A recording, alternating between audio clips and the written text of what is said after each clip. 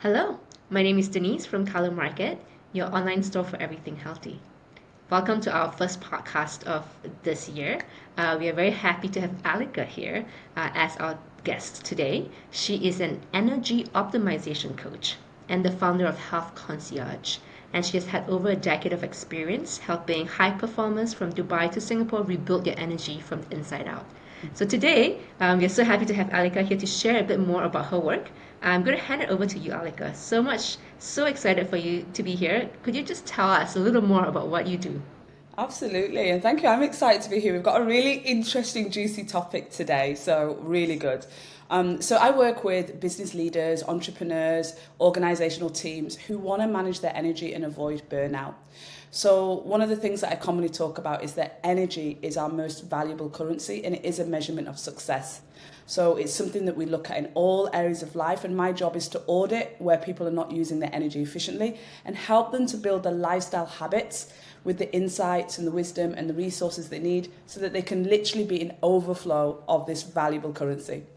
I feel like I need your services because I have been feeling, quite tired and lethargic Yeah. recently. And someone told me maybe it's about my gut health. Yes. So, I think one of the secret reasons why I wanted to have you on is because it could help me as well. So tell me a bit more, right? Like, what is this connection between gut health and energy? Yes, and it's a really common topic now in the field of medical well-being, and yet 2,500 years ago, one of the most famous philosophers said, "All disease starts in the gut," and yet we're exploring the gut now because we used to explore the mind and we didn't explore the gut with the same level of depth. So the key thing here is understanding that with the gut, that is the engine to our car. When we think about the gut, 70% of the immune system is in the gut. Mm. 90% of our serotonin, our feel good hormone, is in the gut.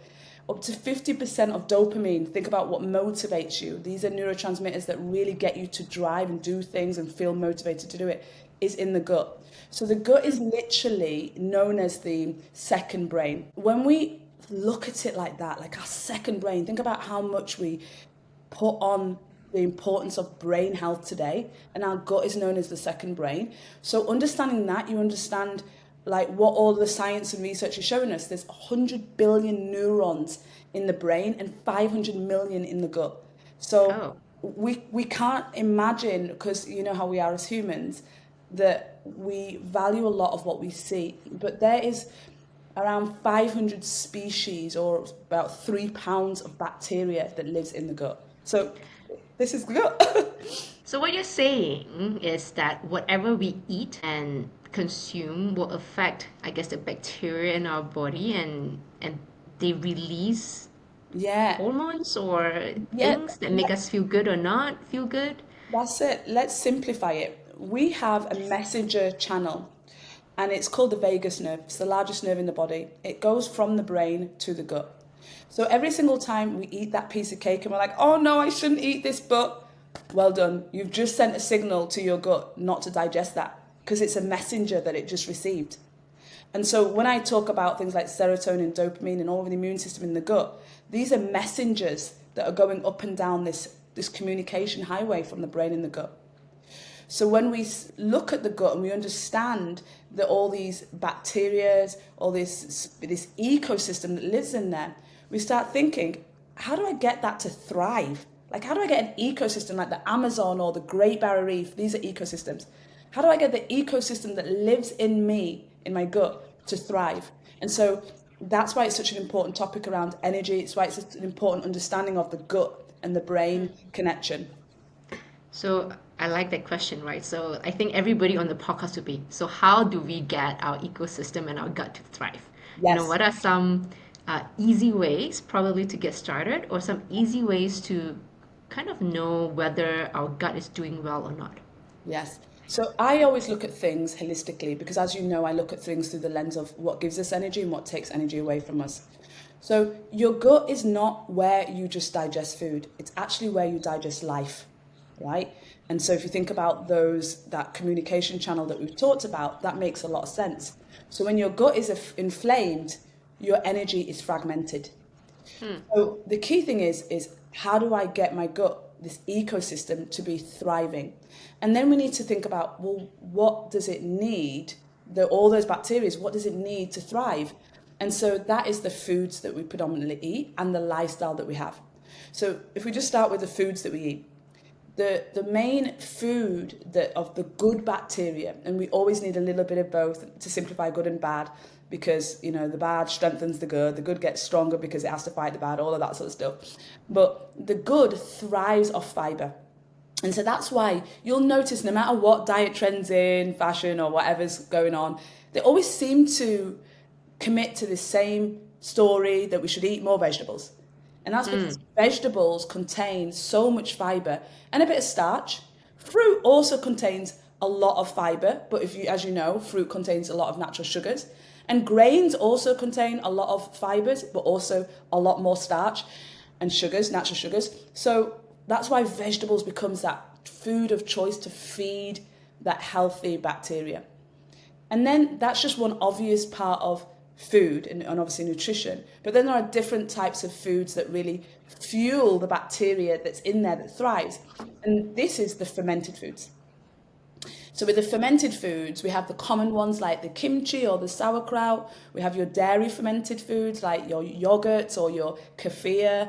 We have like all of the ancient fermented foods of every single population. So like in Japan, they have like natto. In Indonesia, they have like their tempehs. In Asia, we have tofu. We have miso. So we've got all of our unique ways, like, even in India, they have dosa, of fermenting foods so we can have it in our version. So fermented food is a really great way to actually introduce more of that thriving bacteria. And then of course there is the more medicinal side of what we do, which is supplementation, which is probiotics. So if I were to summarize, three things: eat Yes. more vegetables, Yeah. eat more fermented food, Yes. and take some supplements, Yeah. basically. Yeah. And that is just on nutrition. Okay. So then we think Tell me about more. lifestyle. Okay. So it's not just the food that inflames our gut. As we said, we are also digesting food and life. So stress. And stress can happen in multiple ways. So we can think about the physical stress on our body of maybe overworking and being exhausted and being tired. We can also think about the things that are ruminating in our minds that really put a lot of pressure on us, making big decisions in our life or not making big decisions in our life. People pleasing, for example, and therefore putting ourselves in situations that feel stress to us.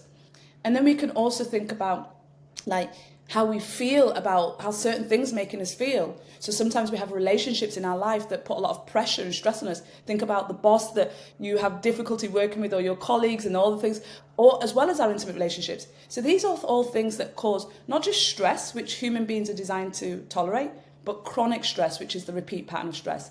And all of this inflames the gut. Ah, okay.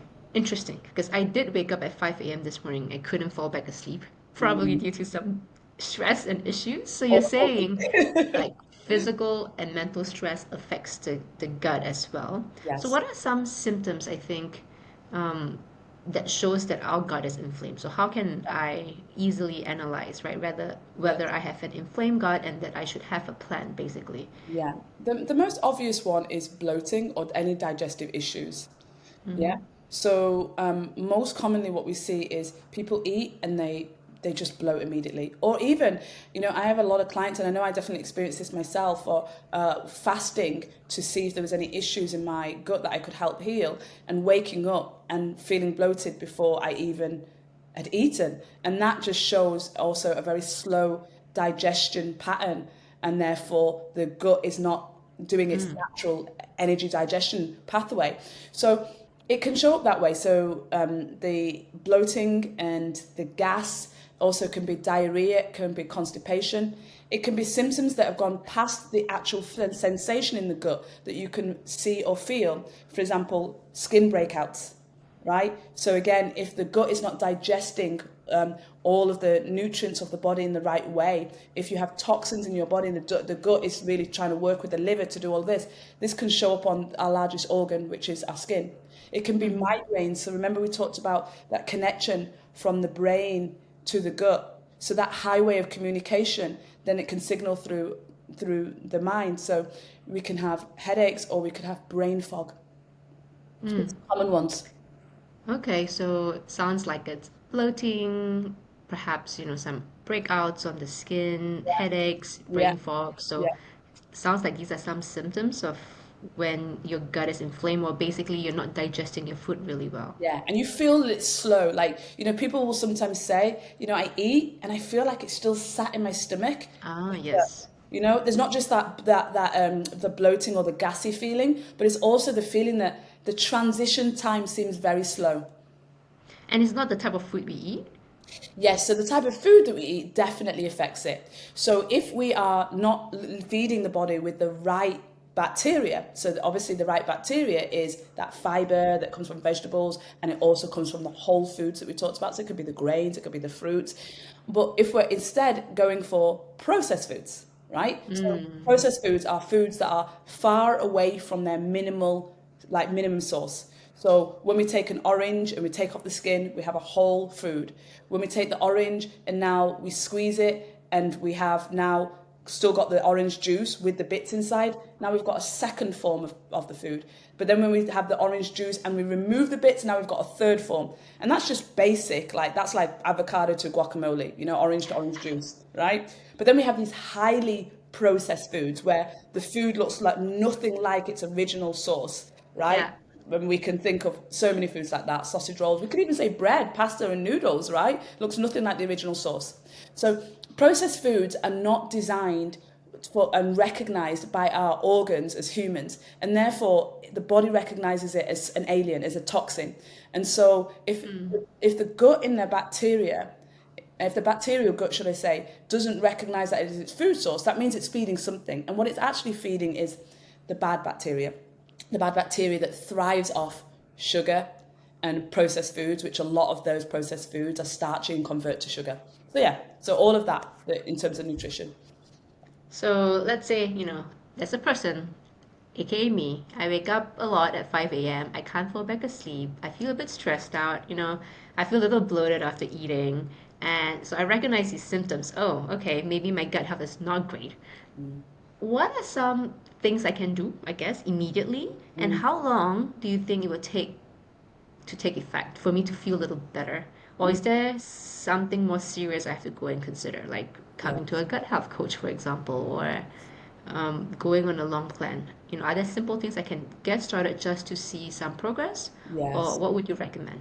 Yeah, my starting place for everybody is always to start with diet. It's always to start with what are we putting on. So when we look at functional medicine, which is a strand of medicine where we really look at the root cause of illnesses, one of the first things we do when we look at these protocols is we want to put out the fire. The fire is the inflammation. So if you keep on putting in junk like processed foods, things that irritate the gut into the gut, then obviously you're just adding to the fire. So you want to put out the fire. So you put out the fire by returning to our natural diet. And our natural diet is whole foods that are minimally processed, right? Things, I always say, things that were grown, used to be moving, or used to be alive and make a noise, right? These sorts of foods. And when we return back to those foods, that allows us to start putting out the obvious fires that we can have from the foods that we're struggling to digest that are processed. Then within those foods, we're going to all each have our own unique, signature foods that we can have. So some of those foods, for example, dairy, 70% of the population are lactose intolerant. So if you don't have the digestive enzyme to break down the proteins of dairy, that can inflame your gut. So we know that populations around the world, for example, like Asia, where they were traditionally grain farmers, they're going to be lactose intolerant. Where places in the world where there were dairy farmers, like you see France, and of course we know their love for cheese, they had dairy farming. You see this in Australia too. So we want to then figure out from there, now I'm eating whole foods, which of those foods are still inflaming me? And then we can go to eliminate those one by one. Yeah, so we start off with, we remove all the processed foods, we eat things that are whole, no ingredients label required, we eat them in whatever form we want, steamed, roasted, baked, and then we from there go, what's still inflaming me? This is the starting place. This allows us to put out the fire.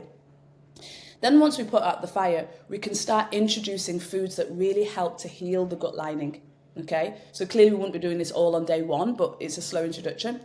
So when we bring in the foods that help to heal the gut lining, it's things that really soothe the gut. So that can be things like bone broth, because it's got all that collagen in it, and fish, fish bone soups, and all of these. Like if you speak to our grandmas, they all have these recipes, right? And I love them. So all of that. Aloe vera is one that's used commonly. We use this in Latin America. We also use it in Asia. Things that really line and soothe the digestive lining. So this is part of the process of healing the gut. And then we want to reintroduce more of these other things that can populate the good bacteria. And this is where probiotics can help. And this is where fermented foods can help. So you've got this kind of 3-step process of eliminate, right? And then you're eliminating all those processed foods. Then you're healing and sealing. And then you're reintroducing the good bacteria. So I can't just go drink kombucha tomorrow. It's not going to help. You That know, was my plan. We have kombucha on Color Market now. I'm like, yes, oh, I drink a love few it. kombuchas every day. I love kombucha. Kombucha is just such a beautiful replacement. Like I love when I think about like healthy eating and healthy living generally. I don't think of all the things that I can't have. I think of what are my replacements for that. So instead of having my Coca-Cola, I'm going to have my kombucha. So why we generally say do it in a step-by-step is, for example, if you're in your gut, if it's inflamed because you have something like SIBO, which is small intestinal bacterial overgrowth, then that's a bacteria that's feeding off the sugar. So for example, something like kombucha, which is a fermented tea with sugar that feeds the bacteria, may still have that trace of sugar that you might not want if you have, for example, SIBO. But if that's not the issue, then through going by the step-by-step, you'll see, okay, first I've got the whole foods, but within the whole foods, I'm still having this issue. Then I can remove that, and then you can start the introduction. So what's this time period would you suggest, right? Like, let's do whole foods for Yeah, how long? Let's yeah, do, it, collagen rough for how long? yeah, Probiotics for how long? Like, are you talking about months? Are you talking about weeks, days? yeah. I mean, it's very unique to everybody. So I have a 10-day protocol, and that 10-day protocol is really to allow my clients to go through that identification process and to be able to identify what that is and stay on the path of reintroduction after that 10 days. But depending on, again, how inflamed the gut is, or, for example, I encourage a lot of people to test the gut, to actually go for a gut test. We do this with our clients, and we can literally look at what bacteria you've got in your gut. So depending on what that result comes back would depend. But I would say for most people, that elimination of all the processed foods and focus on whole foods, which is something you want to do for life generally, but to a full, okay, let me eliminate all of that. I think that one needs to be a minimum of 7 to 14 days. Okay, that's doable, right? That's It's doing. within the month, It so. really is. It really is. And That and you elimination. do the difference so fast, like in 2 to 3 weeks? In 3 days, you will start to feel like, especially if you have brain fog, you'll start to feel clarity, you'll start to feel that, but you might also have some side effects. So some people, for example, can have more skin breakouts. Some people can have like migraines because they're detoxing. And then Ah, 3 to 5 days is typically when a lot of people have their full detox protocol symptoms start to come out. And then the 7 days is when they start to feel, okay, I'm noticing some shifts happening in my body now, right? So they've gone through the body going, oh, something's happening, something's changing. We can start healing and letting all that out through the detox pathways. So 7 days, they're starting to feel that.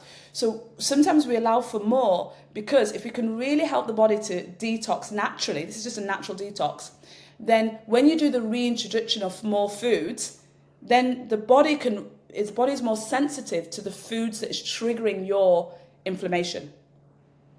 so your recommendation for a detox is, okay, let's switch from highly processed food to like whole foods, yeah? Yes, Some people do organic cleanses, like juice cleanses. What do you yes, think about juice cleanses, right? Like a yeah. 7-day juice cleanse. Yeah, I don't recommend doing juice cleanses because most juice cleanses use a lot of fruit to make the juices taste good. And remember, fruit is 100% natural sugar, which is great, but for the bad bacteria that sits in our gut, you're still feeding it. Yeah.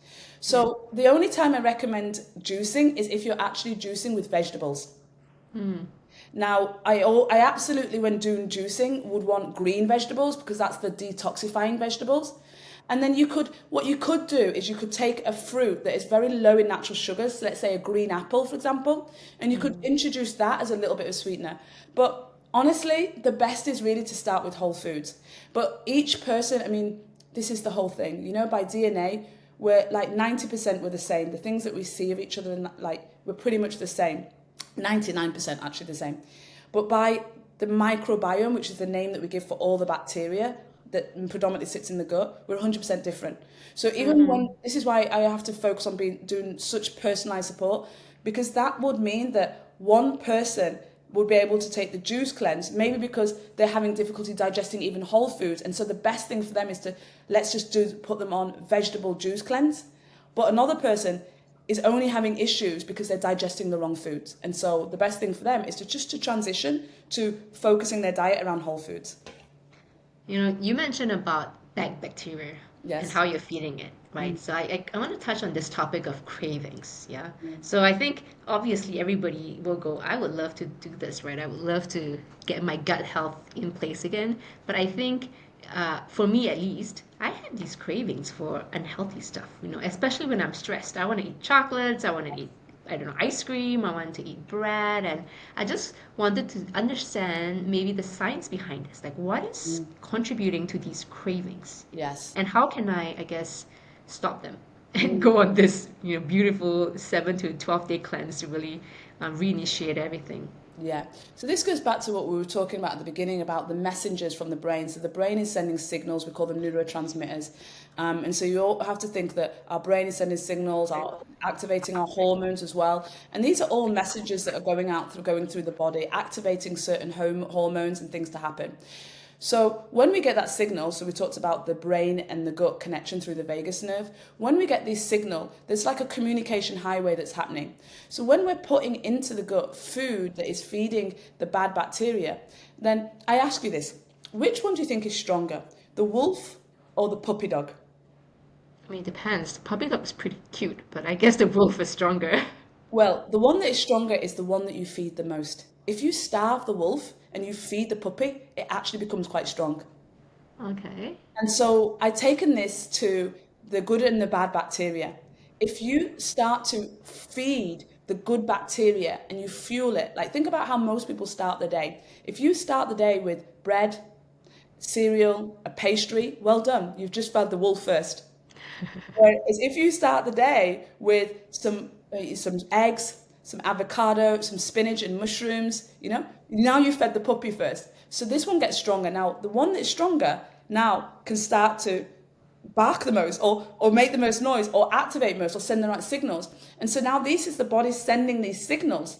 So do I wake up craving? I crave my scrambled eggs in the morning with my avocado. That's what I crave. Or are you craving the sugar hit? Everybody that's drank the night before knows what it's like to wake up. You've had all this sugar in your alcohol and you wake up the next day and all you want is just like something Fries sweet, and fried sugar. Yeah, potato that carb. is No, that that's interesting. that is that bacteria that's been fed that's now like stronger and is now sending out that messenger for you, signaling for you to feed it because you've been feeding it the most. That's actually interesting, right? If I eat late night like carbs, I do feel hungrier the next day in the morning. So Yeah. interesting.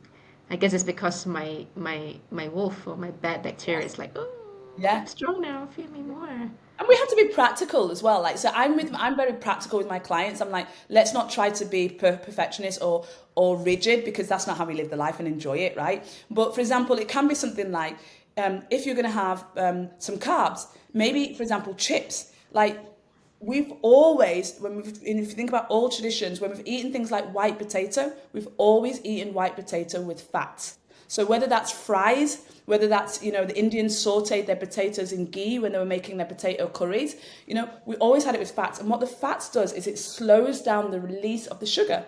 So maybe I know I'm going to be having one of those nights, I'm out with girls, I know where we're going, it's not going to look good, but maybe I know that I'm going to make sure that I put the olive oil on the side salad to have extra fats. I get the avocado on it, as well as have the pizza, as well as have the fry. So we need to be sensible around it, but equally we can still, we get to have joy, we get to enjoy our food. I guess, being happy reduces stress, right? Which also helps with the There gut you health. go. That's it. The serotonin again, feel good hormones, and all of that is in the gut.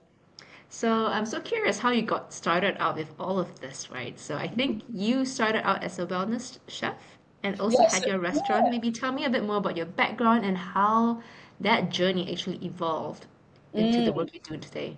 Yeah, I mean, I definitely can say I've always been passionate about food. I was always the go-to person in my friendship group that's like, which restaurant do you go to? Restaurant recommendations? Where's the newest? I was always that. And then when I moved to, first I moved to Singapore, I had a transfer with I was in corporate at the time. And when I moved there, I was just like, oh my God, this is so good. It's a whole nation of food lovers like me. And I just loved it. And I went on this journey of eating all the local foods, eating all the hawker centres, and I got sick very fast. And that started me to look at my weight. And when I started looking at my weight, I got a personal trainer who started teaching me about macros. And this for me was a mind blow. I was like, I know a lot about food, but I never understood food as a science. I mean, for me, food has always been how much of it can I eat, and like when do I get to eat next? And then I started looking at it through this lens of macros, and so that led me to study at the largest nutrition school in the world, IIN. And I studied over 56 dietary theories. And from those theories, it became very clear to me that there were three main types of diet camps that you could look at. And that was pretty much a vegan or vegetarian style diet, a carnivorous or low carb diet, high in meat or protein, and then a more balanced diet like a Mediterranean or a macrobiotic. So I started understanding that these were the obvious pathways that people would generally navigate down. And so from there, I started my executive health coaching business and saw a real demand in Singapore for support in getting access to whole foods. So I opened Kitchen by Food Rebel, which was my whole foods. It was the first refined sugar-free whole foods organic restaurant in Singapore. Opened that in 2015. I trained as a plant-based chef because I wanted to get more creative with the vegetables. I knew that we were always, people were always going to want their meat and some weren't. But what I did know is that if you decided not to eat meat, it shouldn't feel like a meal with the meat missing. And so then that's why I did the plant-based chef certificate. And then from there, I expanded that restaurant and ran that for 5 years and just really experimented by doing meal plans for all of the major gyms around me and working with their clients. I started consulting and helping other restaurants to set up whole foods base. I started running retreats and then really bringing the food element and the lifestyle. And then when the restaurant was sold, I developed the Health Concierge, which is my coaching and lifestyle support now, where I'm like, you know what, this is the journey. This is all the areas that you have to look at, not just on the physical body, but physical, mentally, emotionally, spiritually. Let's do a 12-week together and let's go on that path together. And that's what I do now with the Health Concierge. And now you're in Dubai. Yeah, now with Dubai Oh, as well, which is even more. what are your plans for Dubai? We are so Oh, excited to have you. yeah, I'm just so excited to be here because what I felt like is, especially after the restaurant, and I really developed the Health Concierge and I built up this panel of experts, practitioners, doctors, and knowledge that I'd had over those years. I felt like I'd reached that maximum container on what I could do in a small. You remember, we forget that Singapore's so beautiful and known all over the world, but it's still a small little island. So I wanted that with expansion, and that's what not just Dubai but the UAE gives me. People here are really, really into wellness, but I can see that they're still on the journey that I was when I started, which was we focus a lot on the physical body. And so we really need that support that this is what Carlo does so well, right? Really supporting people with the nutrients that they need, the whole foods to feed their gut with the right foods for the good bacteria and having access to that. And then going, okay, now I've got that. Now I've stabilized my physical body. I've got my exercise. Now let me look deeper. And this is the work that I go into. I don't let people just stop at the physical body. I work on the deeper layers. And so we do an inside out job. So let's look at all the other elements of what really wellness looks like and thriving looks like. So that's why I'm here in Dubai, because I feel like they need more of that, not just the surface level, but more of the expansion of mind, body, soul. Oh, well, this has been great, Alika. Thank you so much for sharing all your valuable and practical insights, especially for me. I think I'm going to get started with the 12, 28-day program, start eating whole foods first, Yeah. and then we see from there, and, drinking kombucha on the side. So Yeah. thank you so much for joining us today. I think we are very excited to work with you here at Carlo. So if for those guests who don't know Carlo, we are a meal subscription service. We provide healthy meals to people in the GCC, the whole region, and we recently launched Carlo Market for everybody, where we source the best healthy products, no preservatives, no additives, nutritionist approved snacks and different types of food on the platform itself. So very happy to have Alika kickstart this podcast series with us, but look forward to more us speaking to more founders who have started their own brands and companies based on this healthy food and wellness trend. Thank you very Thank you much, so much. Alika. I'll see you very soon in Dubai. Thank Have you. a great day, everybody. Bye. Bye.